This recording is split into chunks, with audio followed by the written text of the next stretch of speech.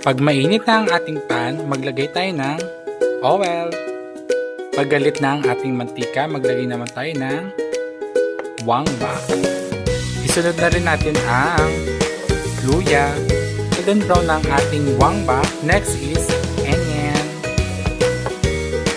Lumabas na ang ating kaluluwa ng ating onion. Next is nokma. Na rin tayo ng patis. Isunod na rin natin ang sayote. Kumikibot-kibot ang ating mga ginisa. Lagyan na natin ng nawasa. Na rin natin ng chocolate chicken flavor. Is pepa. Takpan natin if malambot na ang ating sayote.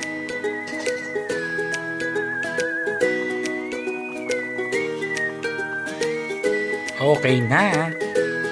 Sunod naman natin ang dahon ng sili. Luto na ang ating chicken tinola.